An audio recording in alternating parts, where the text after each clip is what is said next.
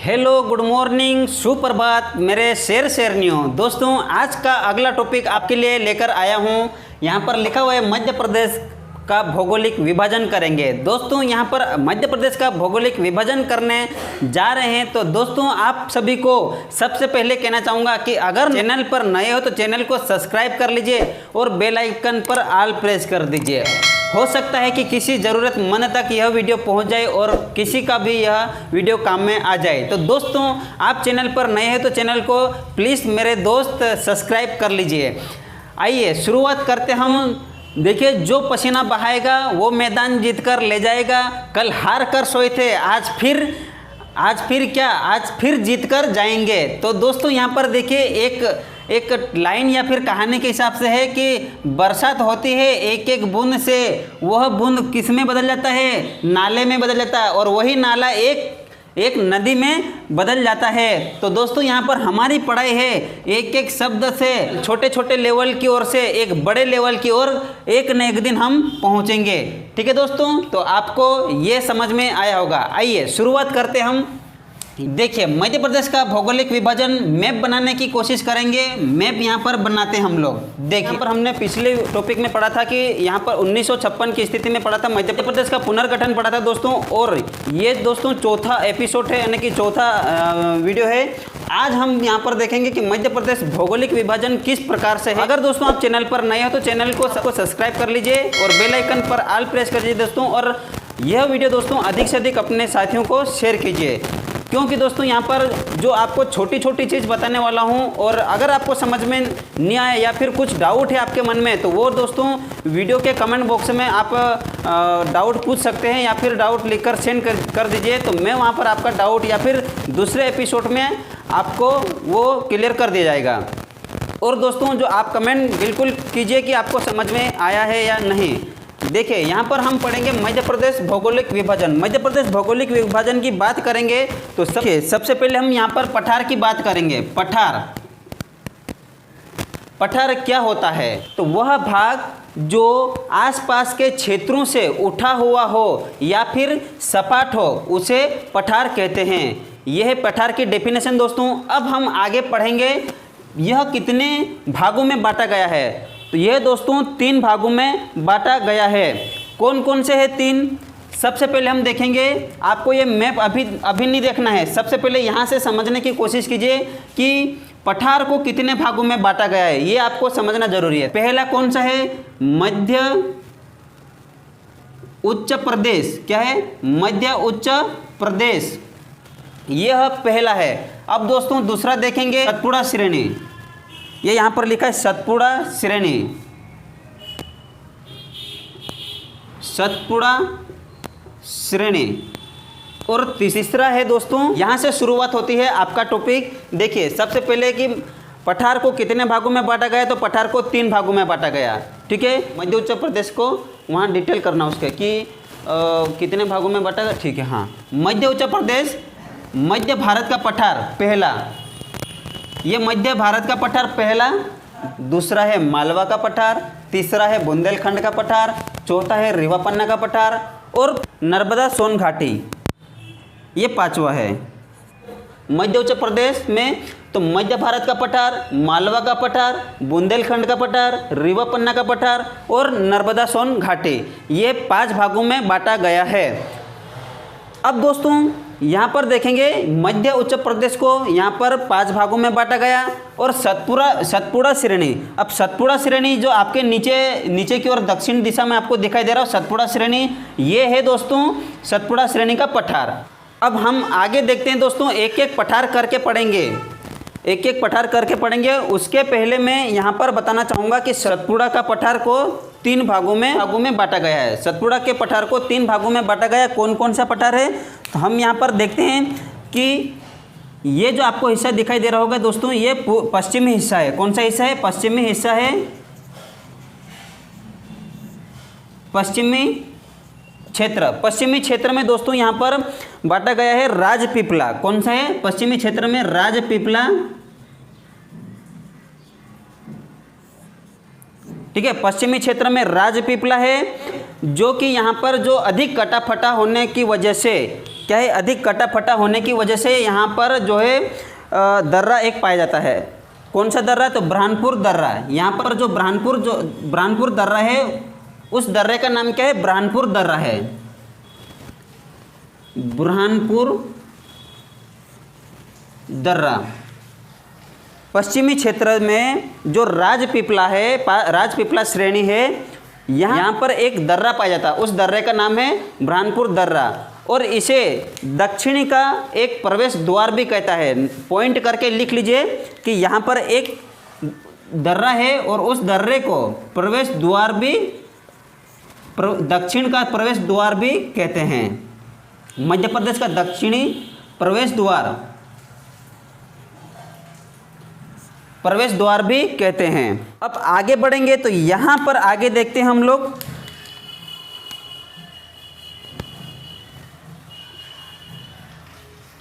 मध्य श्रेणी। ये कौन सा? पश्चिमी क्षेत्र में राजपीपला, ये यहाँ पर है महादेव की। इस क्षेत्र में महादेव पहाड़ी में एक चोटी है, वो उस चोटी का नाम है धूपगढ़। इस चोटी का नाम है धूपगढ़,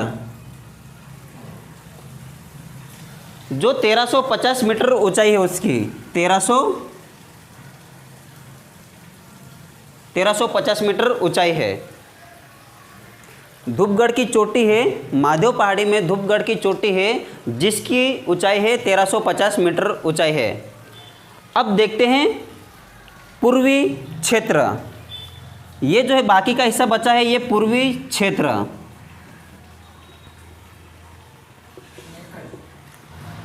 ये जो पूर्वी क्षेत्र में पहाड़ी है, मैकाल पर्वत।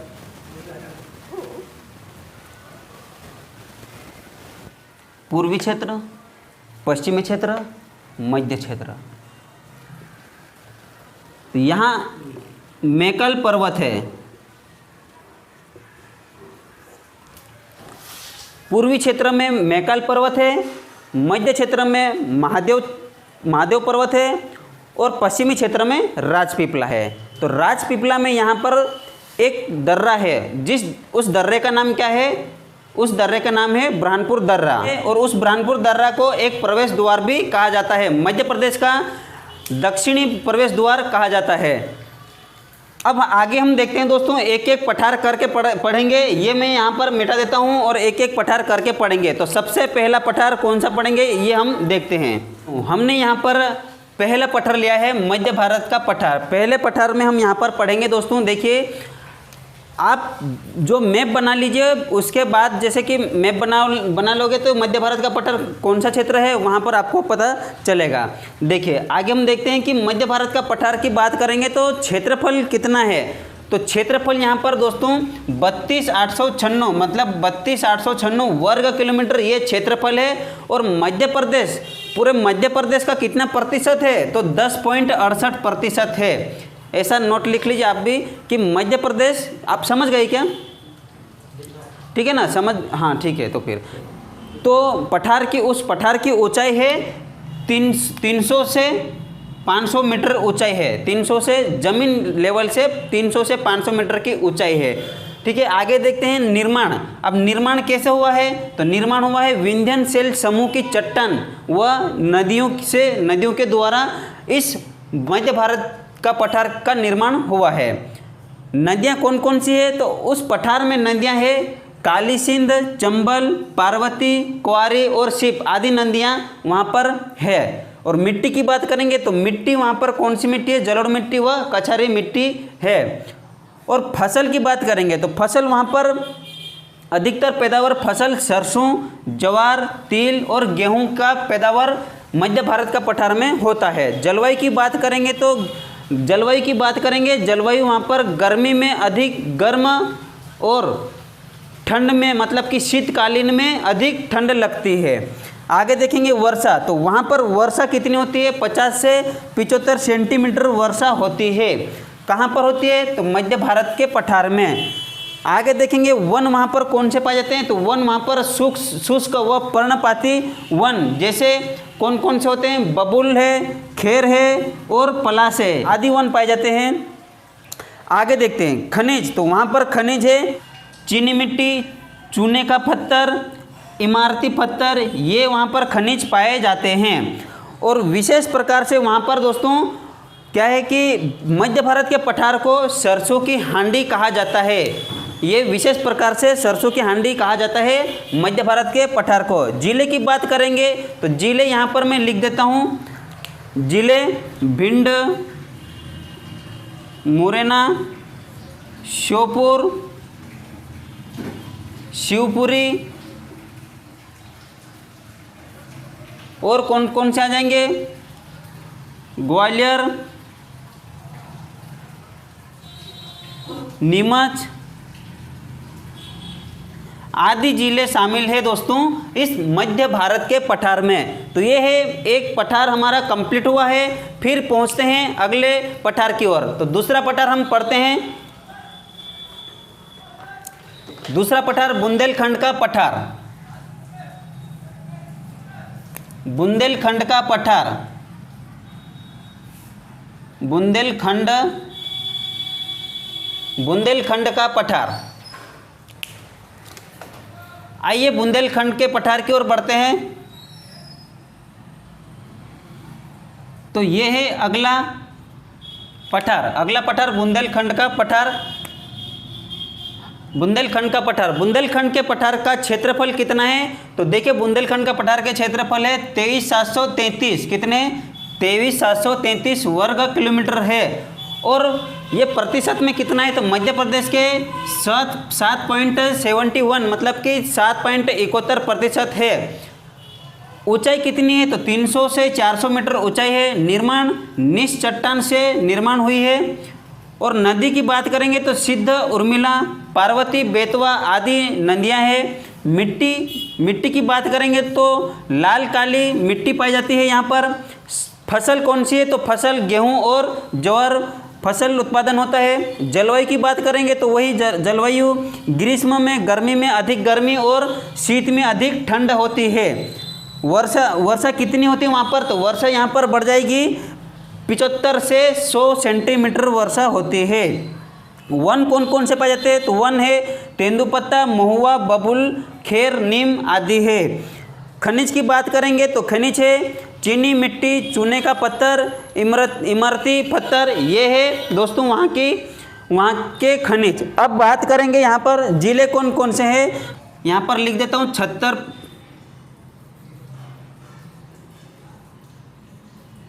छतरपुर, पन्ना,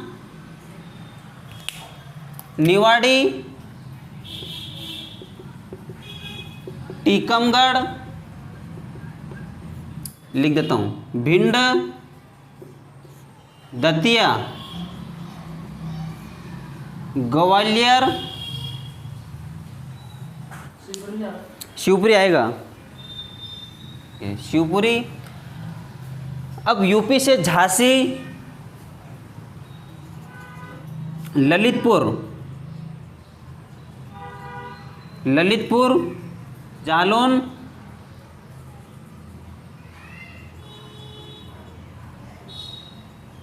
जालौन, बांदा,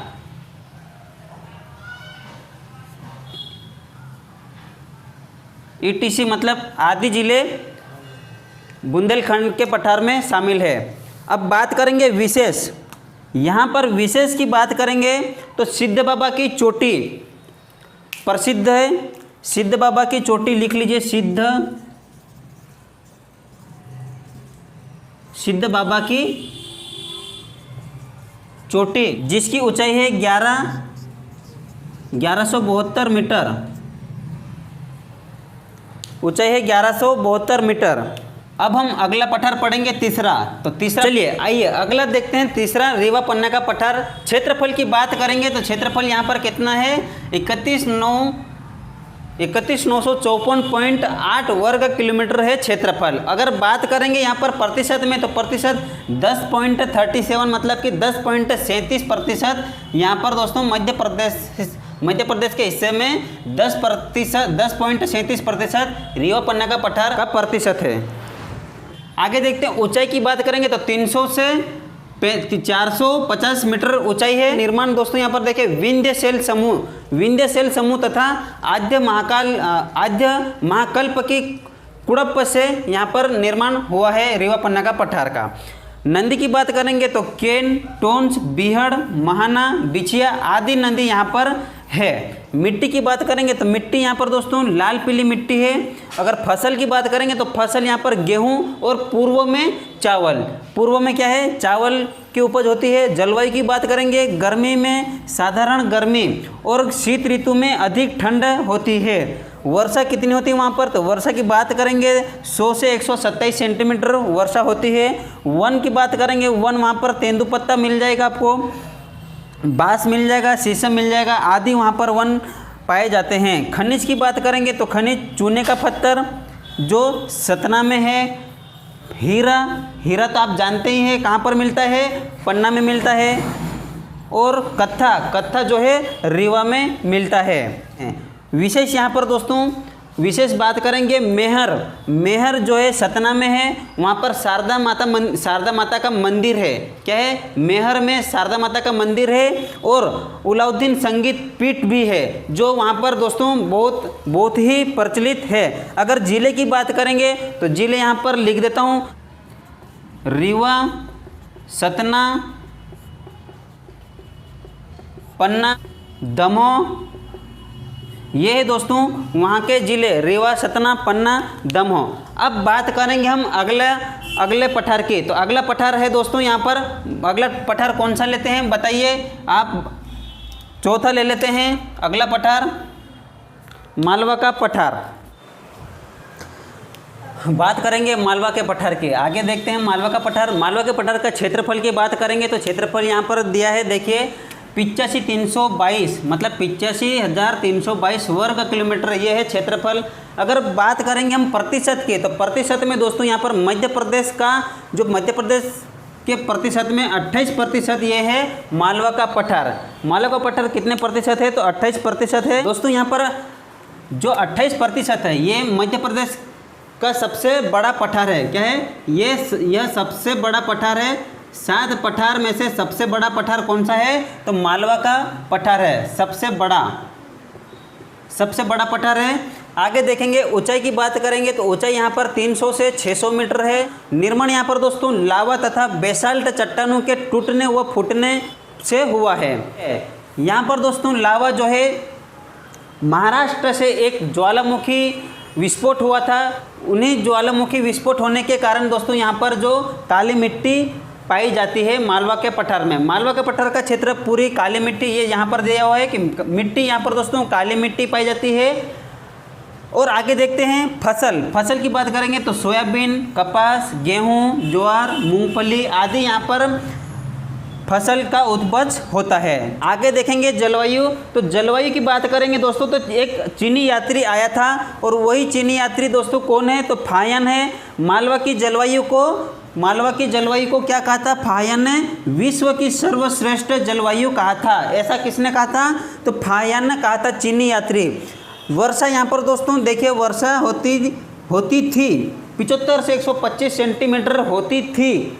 वर्तमान में दोस्तों यहाँ पर 50 से 75 सेंटीमीटर वर्षा होती है। ये क्यों होती है दोस्तों, तो ये ग्लोबल वार्मिंग के कारण होती है। ग्लोबल वार्मिंग क्या होता है दोस्तों, यहाँ पर तापमान अधिक, वायुमंडल में तापमान अधिक बढ़ने के कारण दोस्तों यहाँ पर वर्षा जो है धीरे धीरे आधी हो गई है 50 से 75 सेंटीमीटर। वन दोस्तों यहाँ पर वन की बात करेंगे तो बबूल, पलाश, तेंदुपत्ता आदि वन पाए जाते हैं। नदी की बात करेंगे तो चंबल, छिपरा, पार्वती, खान, गंभीर, माही। दोस्तों जो यहाँ पर छिपरा उज्जैन के किनारे स्थित है और खान जो है इंदौर जो है खान नदी के किनारे बसा हुआ है। तो खान नदी कहाँ पर बहती है, इंदौर से उद्गम है।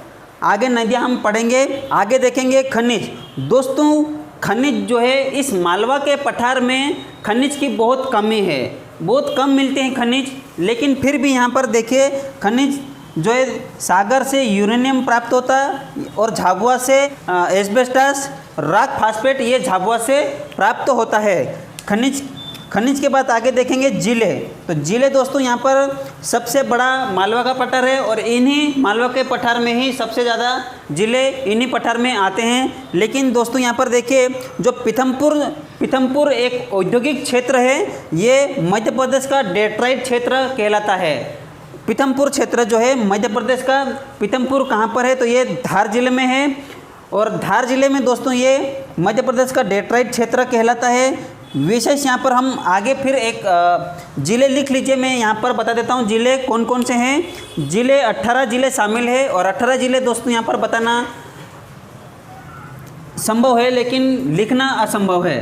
तो देखिए 18 ज़िले यहाँ पर मैं आपको बताऊंगा। इंदौर है, धार है, झाबुआ है, भोपाल है, रायसेन है, सीहोर है, ये दोस्तों आदि मिलाकर 18 ज़िले इस मालवा के पठार में शामिल है। और आगे देखेंगे विशेष यहाँ पर 3 पहाड़ी है और उन पहाड़ियों के नाम क्या है तो उन पहाड़ियों के नाम है सिंगार चोटी जो 881 मीटर ऊंचाई है, जानापाव पहाड़ी ये 854 मीटर ऊंचाई है और एक और है दोस्तों धजारी चोटी है जो 810 मीटर है। ये तीन की तीन दोस्तों पहाड़ी कहाँ पर स्थित है तो ये है इंदौर ज़िले में स्थित है। कहाँ पर है? इंदौर ज़िले में तीनों की तीन पहाड़ी आती है। इनमें से सिंगार चोटी सबसे ऊंची पहाड़ी है। अब दोस्तों यहाँ पर मालवा के पठार में कर्क रेखा मध्य से होकर गुजरती है, यानी कि बीचों बीच होकर गुजरती है। मालवा के पठार से कर्क रेखा मध्य से होकर गुजरती है।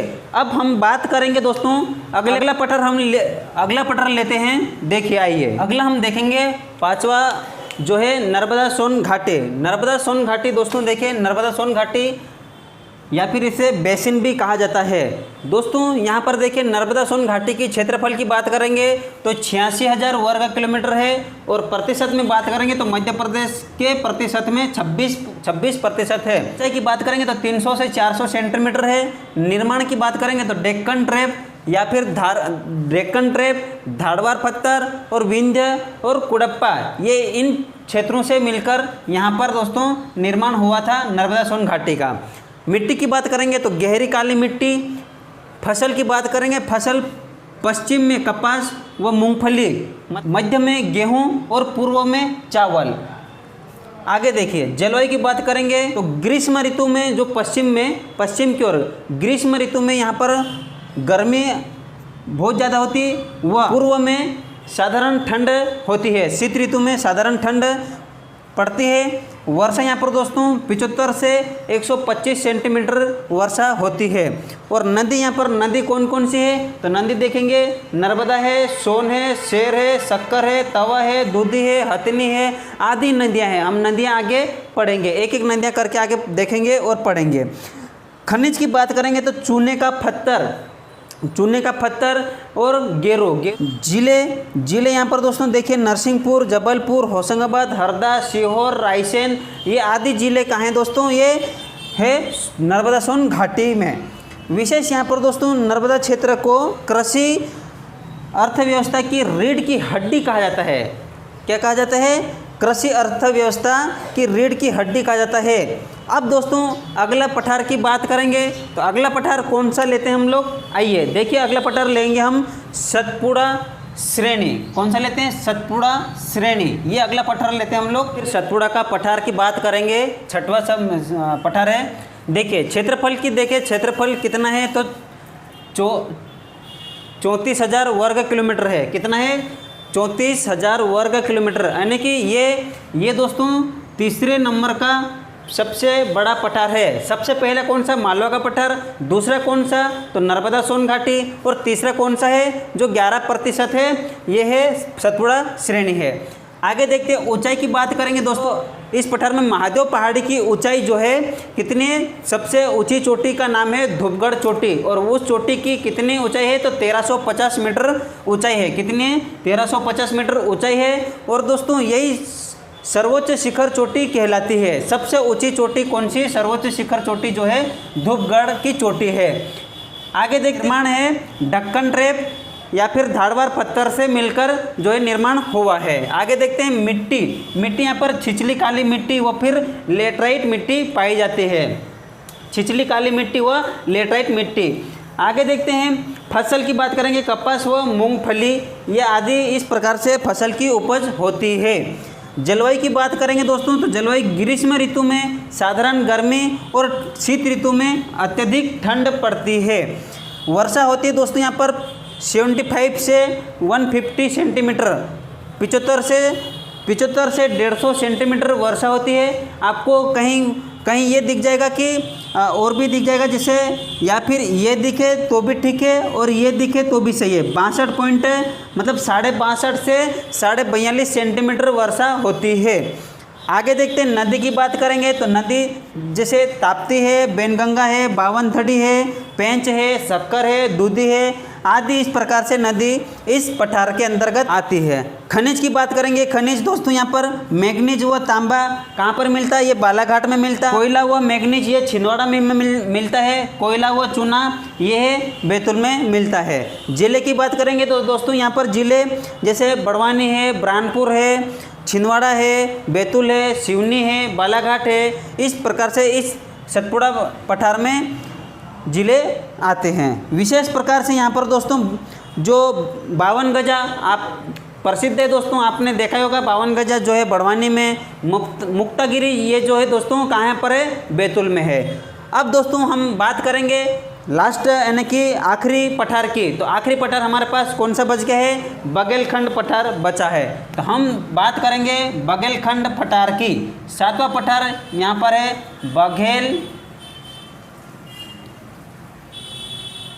बघेलखंड का पठार। बट हमारे पास बघेलखंड का बघेलखंड के पठार की बात करेंगे। 7वां लास्ट है। क्षेत्रफल की बात करेंगे तो 19,604 वर्ग मीटर है। कितना है, तो 19,604 वर्ग मीटर है। और प्रतिशत की बात करेंगे तो दोस्तों यहाँ पर कुछ कहीं पर हमें 6.36% में मिलता है या फिर 7% में मिलता है। तो हमें ये यहाँ पर दोस्तों 6.36% में और 7% में मिलता है। तो ऊंचाई की बात करेंगे तो इस बघेलखंड पठार की ऊंचाई जो है दोस्तों, इस पठार की ऊंचाई सबसे ऊंची चोटी है देवगढ़ चोटी। क्या है, देवगढ़ चोटी, ये सबसे ऊंची चोटी है इस बघेलखंड के पठार की। निर्माण की बात करेंगे तो गोंडवाना सेल, क्या है दोस्तों, गोंडवाना सेल निर्माण हुआ है गोंडवाना सेल से। और मिट्टी की बात करेंगे तो लाल पीली मिट्टी है। फसल की बात करेंगे तो चावल है, अलसी है, मोटे अनाज आदि इस प्रकार की उपज होती है। वर्षा 75 से 40 सेंटीमीटर होती है। और नदी की बात करेंगे तो नदी है सोन, जोहिला, नर्मदा, बनास, गोपत आदि नदियाँ इस बघेलखंड के पठार के अंतर्गत आती है। खनिज की बात करेंगे दोस्तों, खनिज कोयला है, बॉक्साइट है, चूने का पत्थर है, ग्रेफाइट नीस है, इस प्रकार से आदि यहाँ पर खनिज की उपज होती है। जिले की बात करेंगे, जिले छूट गए, जिले की बात करेंगे तो यहाँ पर जिले है शहडोल, उमरिया, अनूपपुर, सीधी आदि जिले शामिल है। विशेष प्रकार से यहाँ पर दोस्तों लाख बनाने का कारखाना भी है। ये कहाँ पर है, उमरिया में है। और तीर्थ स्थल देखा जाए तो यहाँ पर अमरकंटक जो है तीर्थ स्थल है।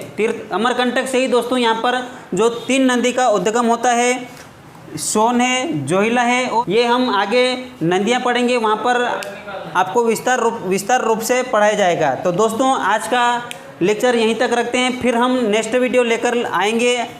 नेक्स्ट वीडियो रहेगा दोस्तों यहाँ पर पर्वत श्रृंखला नेक्स्ट वीडियो रहेगा। और दोस्तों ये नेक्स्ट वीडियो रहेगा। और आज के लेक्चर में दोस्तों आपको किस प्रकार से यहाँ पर लेक्चर कैसा रहा ये आपको कमेंट बॉक्स में ज़रूर बताना है दोस्तों। और दोस्तों मुझे और अच्छा क्या करना चाहिए, क्या नहीं करना चाहिए, आप कमेंट करके ज़रूर बताइए कि मैं वीडियो और भी अच्छा बनाने की कोशिश करूँगा। तो चैनल पर नए हो दोस्तों तो चैनल को सब्सक्राइब कर दीजिए और बेल आइकन पर ऑल प्रेस कर दीजिए दोस्तों। फिर मिलते हैं नेक्स्ट वीडियो में। जय हिंद, जय भारत, धन्यवाद दोस्तों।